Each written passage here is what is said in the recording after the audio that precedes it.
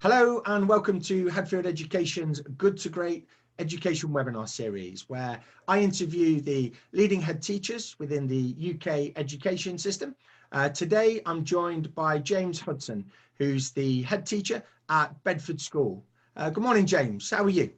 Really well, thanks, Lee. Thank you very much for having me on. No problem. So James, I always like to start by finding out about how you got into teaching. So where did it all begin?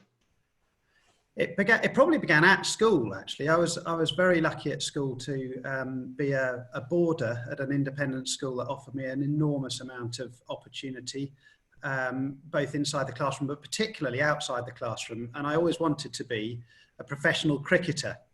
And so the next stage of that particular journey was when I was 19 and I found out that I wasn't going to be quite good enough to be a professional cricketer, which left some thinking to do for the next few years whilst I was at university. And part of that thinking revolved around what I enjoyed doing myself and trying to find an environment where I could pursue the sorts of things that I really enjoyed doing, but also make a difference to other people's lives along the way. So I sort of built this idea around going back into schools where I could help with not only the subject that I was teaching and the sport that I enjoyed and the boarding, which I also very much enjoyed, but could look at helping children's all-round education. So it's kind of underpinned what I try to do now and look at the whole child rather than just part of a child in everything that I do. I didn't want to go back into school straight after university because I thought personally that would be too narrow. I did want to do something completely different to begin with. So when I got to the end of university, I went and worked for Ernst and Young in London as a trainee auditor. I did that for 2 years. I had it in my mind that I'd do that for 6 or 7 years first, but I spent 2 years getting out of bed every morning and not wanting to go to work. And that was pretty miserable, actually. And at the end of 2 years, I thought I've had enough of this and went off up to Cambridge at very short notice to do a PGCE. Had a great year there, played lots of cricket, scratched that sort of first class cricket itch, which I'd had for a long time anyway, because I used to play against all the counties. And then went off and taught classics in Sydney in Australia for 6 years. So I had a very lucky few years, if you like. I don't regret the Ernst and Young bit at all. I think it was very important for me to have seen something of the outside world, but 2 years was plenty. So would you say that insight it rounded you in terms of your teaching and in particular your initial teaching?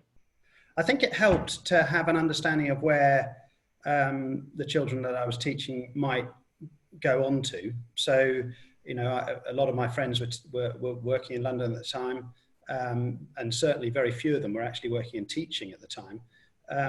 So, you know, just to have a view of what the workplace looked like, what the real world was like, if you like, what it was like to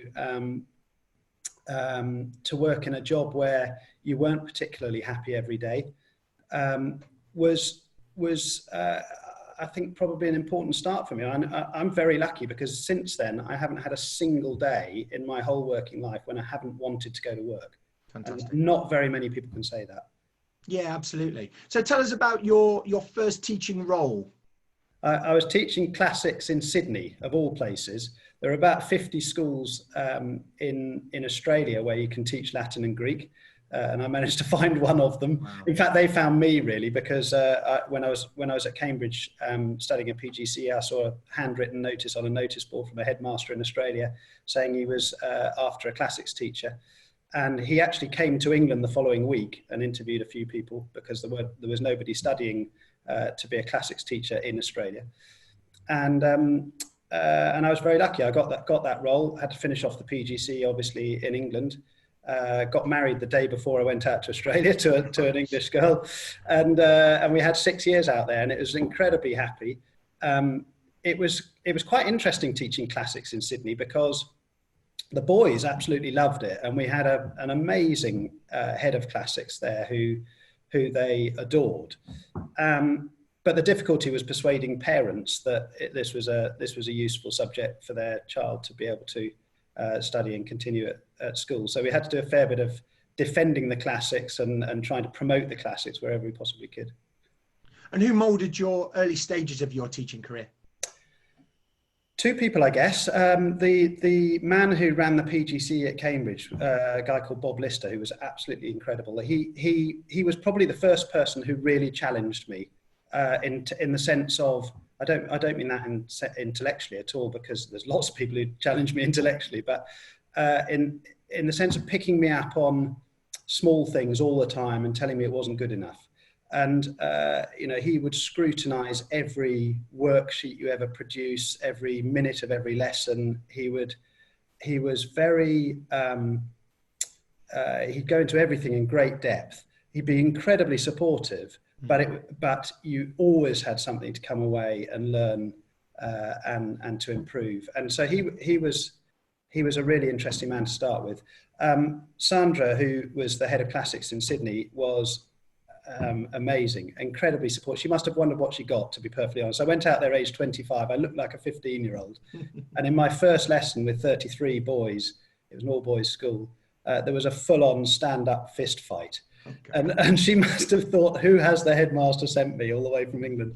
But she was incredibly supportive, really good fun. And she really sought to enjoy every single day that she had. And that rubbed off on me a lot, and it rubbed off a lot on the boys. And we had a great time together, and we built up a department from really 1.5 teachers to about 3 teachers by the time we left. There was a lot of demand for it, and it was one of the boys' favourite subjects, I think. Brilliant. And where did you progress from there? Well, coming back to England, we had our first 2 children over there, so we wanted them to have uncles and aunts and cousins and so on. So we came back. And I wrote round to a number of independent schools in the UK, independent largely because, well, we might come to this in a minute, but largely because of the extracurricular they could offer. And that was really part of me. Sure. And I ended up at a place called Tunbridge School in Kent, had 10 years there and did all sorts of things there. So I taught classics, obviously, but I ran a boarding house for 7 years, which I think still is the best job you can get certainly in the independent sector. It's the best job you can get. It's a wonderful experience. And I ran the cricket, which was fun for me, hopefully fun for them as well. And I ran the admissions department at Tunbridge. So I had a lot of broad experience there, coached other sporting sides as well, and did various bits and pieces, ran the bottom half of the school for a little while, the bottom 2 year groups. And left from there to go to Magdalen College School in Oxford as their senior deputy head. Did that for 3 years, and then came here to Bedford School, and I've been doing this for the last 5 years. And this is an all boys independent boarding and day. We've got 1,100 boys from age 7 to 18, and I spend probably most of my time in the top part of the school, so 13 to 18. But I'm also headmaster of the whole school, so the head of the junior part reports to me. Okay. And in terms of the progression into middle management, when did you realise that it was the right time for you to do that? That's a good question. I've never thought about my career, and I think this is one thing. I mean, I would say to people coming into teaching now, don't get too far ahead of yourself, because if you're always looking at the next thing, sure, you'll never be happy in your current role. And if you're happy in your current role, the chances are you're going to be doing the right sort of things. So try and get as much as you can out of what you're doing currently. For me, I did want to run a boarding house, and that was middle management. And I had let the headmaster know that that I was keen to do that when I came back to the UK, and was lucky enough to be able to do that within 2 or 3 years. I served as a tutor in a boarding house for those 2 or 3 years, at kind of an apprenticeship, if you like, learning underneath a housemaster called Andrew Edwards, who was absolutely excellent, and had 7 years doing that. But I then got offered a job running the admissions department, which put me onto the management team at Tunbridge School. And that, for me, I said I'd only do that if I could stay running the boarding house. So I ended up doing very little teaching, as it was, their classroom teaching then. but for me, that was dipping the toe into senior management and seeing if I wanted to do it or not. And if I didn't want to do it, I could still withdraw and carry on running the boarding house and do my classics teaching and get out on the sports field. Sure. Yeah. And then the progression into senior leadership. What was the path that you followed there? Well, I think I found that I did enjoy senior leadership at the same time as doing the other things I was doing in the school. So it was probably more by mistake than anything else. I mean, it was a bit of a fluke. I did apply for 3 jobs at the same time, and anyway, one of them came up. It was the one at Magdalen College School in Oxford, and it just seemed like a natural progression. I think I'd had 7 years in a boarding house. I'd had 10 years at the school. I didn't want to spend my whole life in one school. I didn't think that would be healthy. Although, having said that, I really admire those who do. I think I think every school needs a few teachers who stay there for a very long period, because it helps keep you. It keeps a little bit of knowledge in the institution, which you know, of the institution, which is helpful to everybody. But I didn't want to be one of those. So we knew we had to move at some stage, and it just felt about right after 10 years or so. Okay. And then taking the next big step into headship. Yeah. Who molded your sort of senior leadership experiences? A man called Tim Haynes at Tunbridge School. When I was on his management team, he was the headmaster then. He was incredibly supportive and encouraging of me going in that direction. And then in Oxford, it was a man called Tim Hands, who was the head there, who both of them had about 20 years of headship experience. You know, they were very experienced. Working for Tim Hands as his senior deputy was an absolute privilege and very good fun as well. You laughed every day, but it was also he included you in everything that he was going through. So I had, if you like, full access to what he was going through. So it was with open eyes, although nevertheless it's a huge leap. And in terms of your deputy or deputy assistant experience, I've spoken to previous other head teachers who they've in their time within senior leadership, they've moved around different sort of areas within school. Is that something that you'd experienced, or was it a case of from one deputy role you then moved into headship? In a sense, I mean, running the admissions was quite an important one for me in terms of independent education, because it's highly competitive. You know, you're competing for what is probably it's not a shrinking market. It's a market that holds still, but if you don't compete strongly in it, you're in trouble, because that's where your income comes from. So working in admissions for 3 years was incredibly helpful. And then being a senior deputy, you see all sorts of things. You know, it's effectively the day-to-day running of the school. So you're dealing with all staff members, and you're picking up a lot of difficult issues, which you would be picking up as a head. And I have to say, as a head, I haven't actually seen anything which has surprised me at all, because of that experience as a senior deputy. However, the level of responsibility is greatly heightened, and that's the bit that is very difficult to get used to.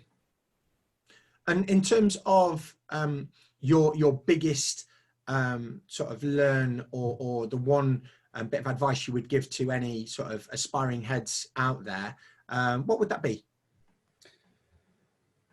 I think go into it with your eyes open, get as much training as you can beforehand. And I don't mean going to courses really, although you can go to courses, and I'm sure they'd be very helpful, but actually get as much on the job training as you can. And as I did, effectively some mentors who will help you understand what it's like. But don't rush it. You know, there are a lot of people who want to be ahead by the time they're 30 or 35, and they come and tell me that, and I said, well, that's great. I said, once you become ahead, what are you going to do for the next 30 years? And when you look at it like that, you've got a 40-year career. Part of that, I think, is being ahead. But there are so many other wonderful jobs you can do along the way, and so many different pathways you can take in education. Why wouldn't you spend your time enjoying those while you can? Absolutely. Absolutely. Yeah. And in terms of building your team, your senior leadership team, what's the importance, and how have you achieved that? I've been really lucky with that. I've got a fantastic team, actually. Very, very motivated, very intelligent, pretty experienced, but also quite ambitious, both for themselves and the school. And actually, I like that. You know, you as a head, you don't necessarily want people who are going to sit on your senior team for years and years and see that as their end goal, because there's a risk of staleness and so on. You want new ideas coming in all the time. You want people who are going to be keen to make a difference in the space of time that they're with you, and I've got that. So I've been very lucky in that regard. So recruitment, put as much time as you can into recruitment.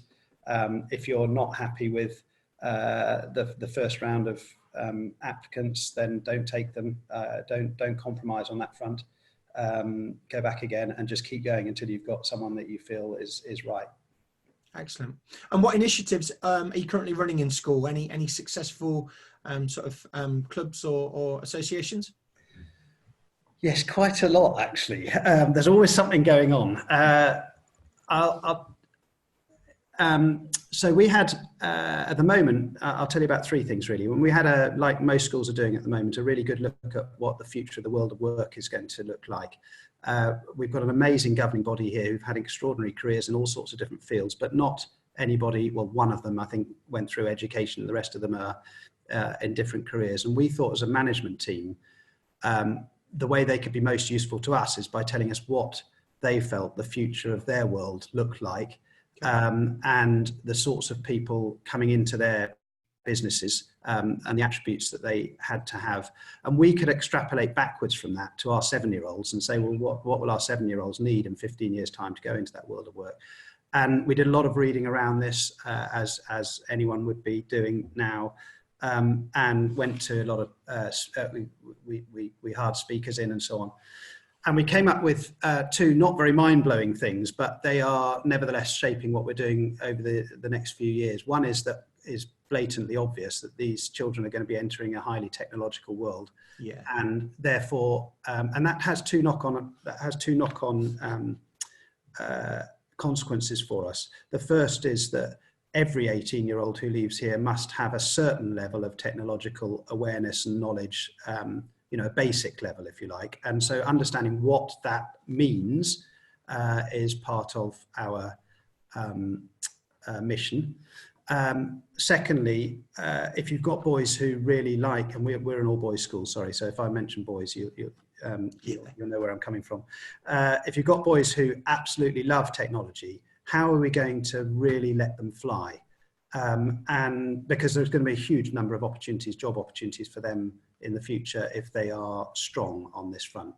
So we hired in a director of digital learning about 18 months ago to look specifically at this area of school life, and we've had an absolutely amazing 18 months, I have to say. And in terms of letting children fly, I think we've created a whole load of initiatives whereby boys who love this sort of thing can really shine. And the flip side of this, or the other side of this whole technology thing, is that it's never is the human side, and so it's never been more important to accentuate the wonders of being human and to lift the qualities that are specifically human. So things like empathy, compassion, creativity, imagination, humour, all of these things are really important for the next generation, more important than they've ever been before, and we always think they've been important. So the other two strands to our next few years involve the human side. One is to do with community engagement. So we're in a town, a Bedford School. We're on the most magnificent site. If I turn this camera around in a minute, you just see acres of land with rugby posts up, and it's the most beautiful green open site with magnificent buildings. A great place for boys to grow up, but it's not the real world. You know, the real world is outside these four walls, if you like. We're in a town, we're lucky enough to be part of it. We have a lot of interactions with the town, but we're now increasing that significantly with the idea that all boys who come to school here have had a meaningful relationship in one way or another with the world outside our four walls. So we're creating a whole load of partnerships with local schools, local charities and so on, that our boys can help become involved in. Fantastic. So that's the second part. And the third part is we've got less is less prescribed at the moment, but it's to do with entrepreneurial thinking. So we want to create an environment where boys can not only have ideas, but can then run with them and actually bring them to fruition. And that might mean running businesses. And we have lots of boys who run their own businesses whilst they're at school. In fact, we had a boy who left last year who was earning more than the national average salary by the time he left school, which was pretty cool, I thought. He went to university, didn't last long because he didn't rate it very highly, and thought he could do better himself. And actually he's doing absolutely brilliantly. But we want, so it might involve business, but it doesn't have to involve business. So if a boy's got a particular passion and he wants to get a club or a society up and running, he can get a club or a society up and running. If he wants to build a project around it and then present it to the entire school, he can present it to the entire school. So something which brings which boys can, an environment where boys can just run with things, and let them take off and let them fail, frankly, as well as succeed. Because if you're going to be an entrepreneur later on in life, or if you need to reinvent yourself several times, which I think is one of the upshots of the modern world, you're going to fail several times. You have to be able to put up with that. So that in broadly speaking, that's what we're aiming at the moment. Sounds brilliant, and it's also, like you say, it's really, really current in terms of the trends, the number of employers that are struggling with, or they're not sure how to deal with what obviously everybody refers to as Gen Z or millennials or whichever, because the way in which they've been educated and brought through to being 18 is completely unique, in terms of, like you say, the things like technology and the access to the world, really, and with the World Wide Web and what have you. So we'll probably see the next Steve Jobs from your school then, by the sounds of it. You might do, you never know. But well, this particular lad I was talking about might well be one of them. But you see, he's a good example because he doesn't need an office anywhere and he doesn't need a boss. You know, what he's doing is on social media, and it's running social media sites for businesses initially whilst he was at school. He did it for a lot of the local businesses around here who didn't know much about social media. Sure. And he's now doing it for sort of minor celebrities as well, I think. And he's very good at it, and he doesn't need anybody else for that. And he's a 21-year-old now, and he's got a very good future ahead of him because he's a great communicator. Fantastic. Okay. And in terms of outside of work and being ahead, you've obviously mentioned you clearly got a love of cricket. So I suppose going to Australia must have been fantastic for you, really. It was a great opportunity to drag Australian cricket away at the grassroots levels. my first team that I coached won the first game by miles, and by the last game they had been bowled out for 42. So I consider that quite an achievement. And do you still get involved in cricket at school?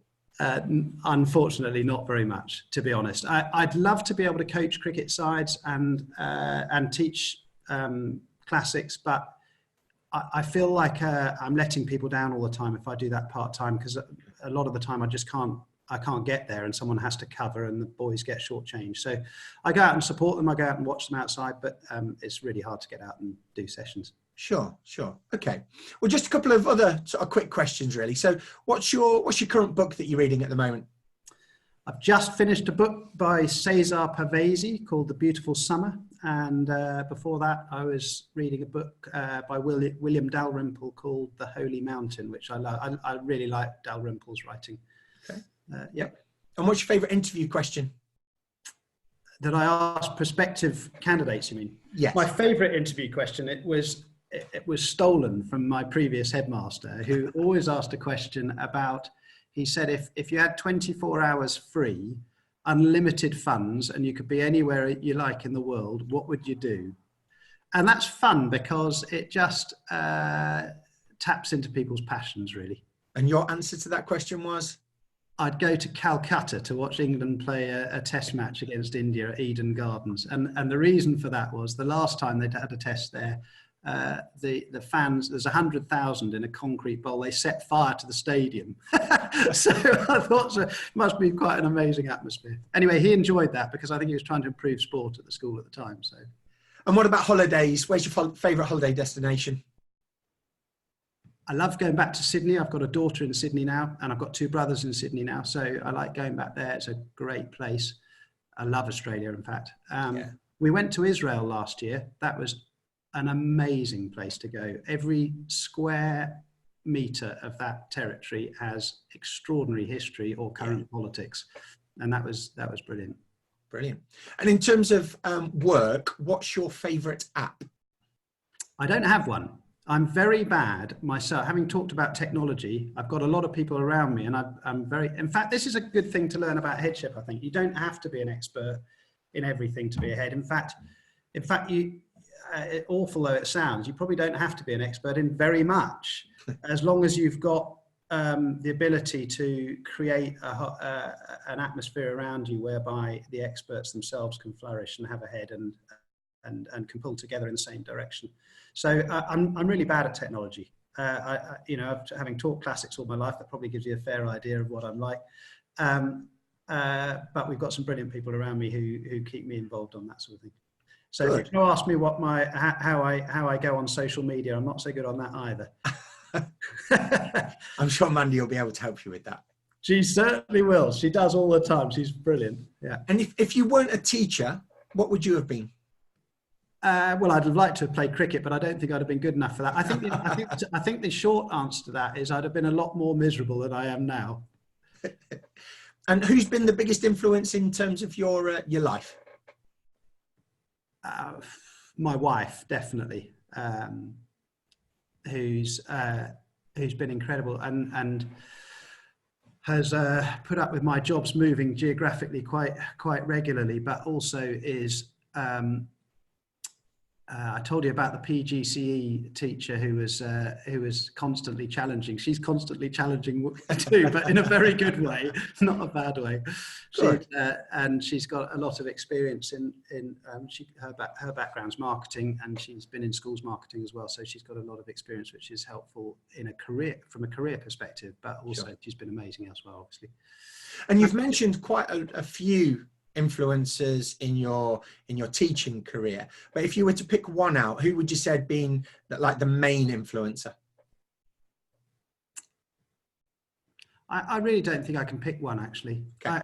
There have been so many people, and to be honest, if you and now, even now, I'm learning from lots of different people now, including most of my own staff. So, if you go into a day where you think you can't learn something new, then you're struggling, I think. And actually, that's one of the lovely things about being in an environment like this, because you're surrounded by so many great people. Excellent. And if people need to or want to get in touch with you, what's the best way for them to do that? Probably to email the school or to Bedford School or to phone Bedford School and just ask to be put through to my PA, who is amazing too. Excellent. I'll get that in while I'm online. Yeah, and what I will do as well, for other links and whatnot, I'll put the some of the school social media within the video, so there'll be links and pop-ups and what have you at the end, and people can connect and have a look themselves as well. So that would be really helpful. There's one thing on there, actually, you might see it on the website. There's a YouTube channel.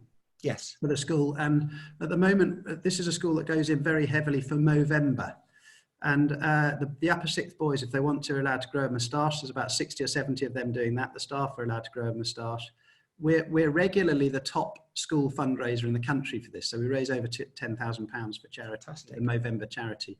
But much more importantly, the older boys aim to educate the younger boys, and also, in fact, people outside the school, on men's physical and mental health. So today, for instance, we've got one of our citizenships days. We don't do PSHCE on a weekly timetable. We collapse the whole timetable 5 days a year.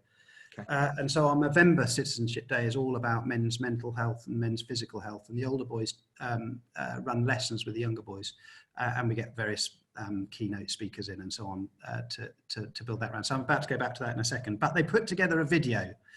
And there's a video each year, and a couple of years ago, it went viral over the weekend. We had about 200,000 views in 2 days. So I would draw whoever's interested in it, their attention to Movember at Bedford School. It's quite an occasion. Well, what we can do, we can link to that as well. And like you say, people can have a look for themselves, can't they? But it sounds like a fantastic cause. It's a great cause, especially in an all-boys school, obviously. It's a great cause. Yeah. Brilliant. Well, thank you ever so much for your time. I really appreciate you sharing your experiences and your learns along the way. And I look forward to looking at the YouTube video that I'm going to click on now. Pleasure. Fantastic. Nice to speak to you, Lee. Thanks very much. Take care.